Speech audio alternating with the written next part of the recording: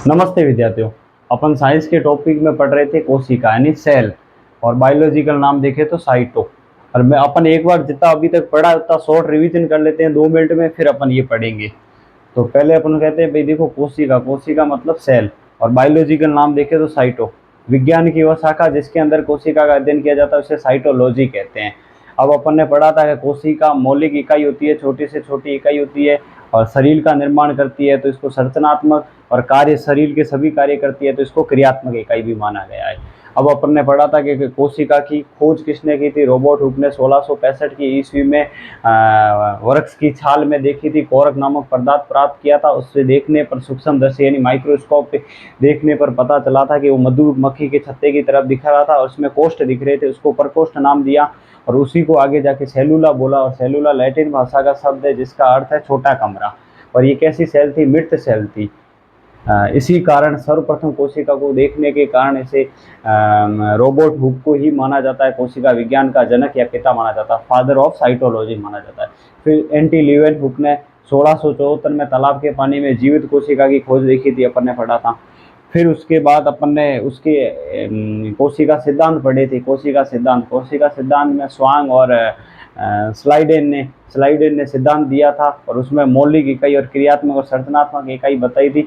पर वो क्रिया कोशिका का निर्माण कैसे होता है वो बताने में असफल रहे थे, इस कारण वो सिद्धांत ज़्यादा सफल नहीं रहा था। फिर रुडाल विर्चो ने दिया था कि भाई साहब नई कोशिका का निर्माण उससे पूर्व स्थित कोशिका से ही होता है, और ये उनका सिद्धांत सफल रहा। फिर अपन ने पढ़ा कि उसमें संख्या के आधार पर कोशिका को 2 भागों में बांटा था, एक कोशिकीय और बहुकोशिकीय। मतलब एक कोशिकीय में जिसमें जीव जिनकी एक कोशिका से मिलकर शरीर बना होता है वो एक कोशिकीय कहलाते हैं, जैसे अमीबा है, यूग्लिना है, पैरामीशियम है।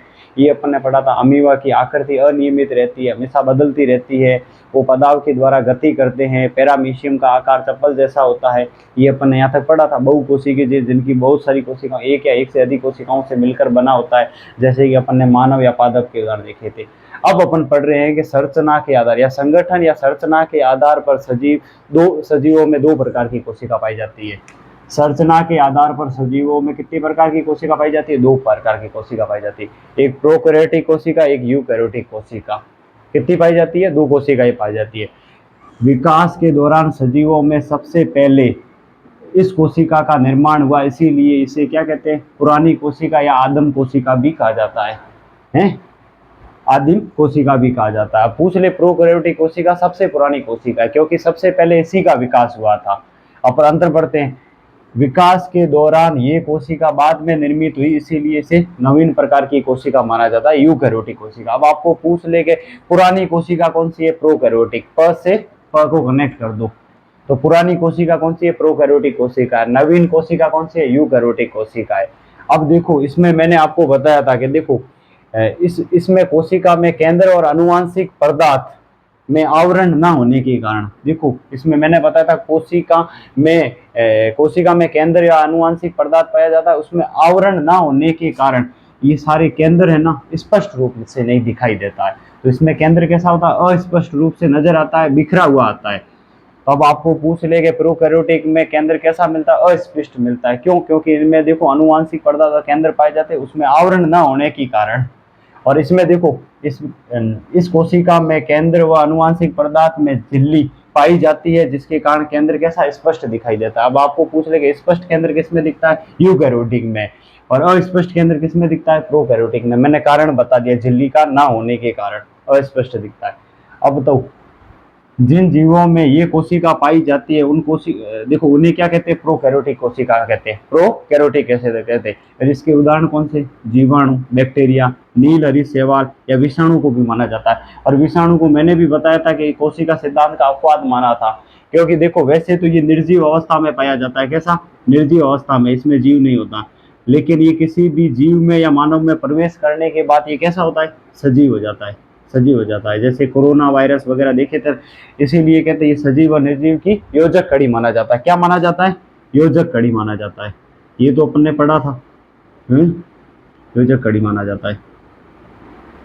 अब योजक कड़ी माना जाता है, तो यहाँ तक तो अपन ने पढ़ा। अब इसमें देखो ये ज्यादातर बड़े पादप या बड़े पादप या बड़े जंतु या कवक या प्रोटिस्टा में पाया जाता है, प्रोटिस्टा में पाया जाता है यूकैरियोटिक। यूकैरियोटिक के उदाहरण पूछे तो बड़े पादप है, बड़े जंतु है या कवक है, प्रोटिस्टा है।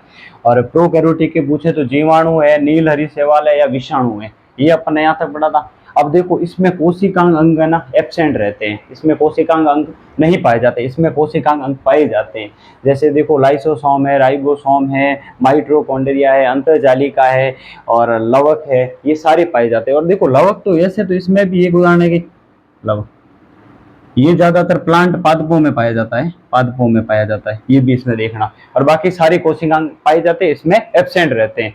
अब देखो इसका इनमें जो पाए जाते हैं उन जीवाणुओं का आकार कितना होगा, 1 से 10 mm माइक्रोमीटर होता है, माइक्रोमीटर होता है। और इसमें पाए जाने वाले उनका आकार कितना होगा, 5 से 100 माइक्रोमीटर तक होता है। अब इनमें पूछे प्रोकैरियोटिक में गुणसूत्र कितने पाए जाते हैं, 1 से कम गुणसूत्र पाए जाते हैं। इसमें पूछे तो 1 से अधिक गुणसूत्र पाए जाते हैं। इसमें राइबोसोम कितने प्रकार, इसमें राइबोसोम 70S होते हैं। राइबोसोम कितने होते हैं, 70S। और इसमें पूछे तो कितने होते हैं, 80S। कितने होते हैं, 80S। अब आगे जाके अपन पढ़ेंगे कि देखो एस का मतलब क्या है, राइबोसोम की खोज किसने की, ये कितने प्रकार के होते हैं।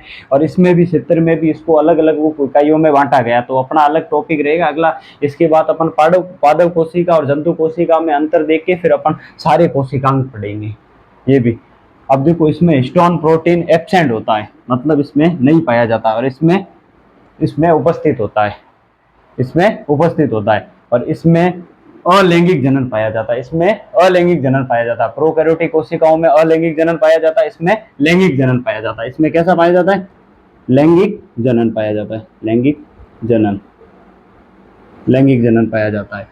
अब पूछ ले कि इसमें विभाजन कौन सा होता है, तो अर्धसूत्री विभाजन होता है, इसमें समसूत्री विभाजन होता है। एक अपन उदाहरण देख लेते हैं इंपॉर्टेंट, जीवाणु की कोशिकाओं का आवरण, जीवाणु की कोशिकाओं का आवरण। देखो इनमें 3 प्रकार से भागा, देखो ग्लाइकोकैलिक्स, जीवदरे झिल्लिका और कोशिका भित्ति, कोशिका भित्ति। अब देखो ग्लाइकोकैलिक्स में है ना, ये क्या करती है, ये सुरक्षा करती है, और ये कार्बोहाइड्रेट की बनी होती है, कार्बोहाइड्रेट की बनी होती है। अब ये पूछ सकते हैं आपको। और इसमें पूछ ले कि भी देखो जीवदरे झिल्ली ये हमेशा देखो पदार्थों को मिलने से रोकती है। फिर सेल वॉल पाई जाती है कोशिका भित्ति, और इसके अंदर ये तरल पदार्थ होता है जिसे कोशिका द्रव कहते हैं। और इसका भी अपन संपूर्ण आगे अध्ययन करेंगे। अब अगला टॉपिक रहेगा अपने में पादप कोशिका और जंतु कोशिकाओं में अंतर, और फिर उसके बारे में अपन पढ़ेंगे कोशिका के सभी अंगों के बारे में पढ़ेंगे, जैसे राइबोसोम, माइटोकॉन्ड्रिया वगैरह। यदि आपको वीडियो अच्छा लगा तो ज़्यादा से ज़्यादा शेयर करें। धन्यवाद।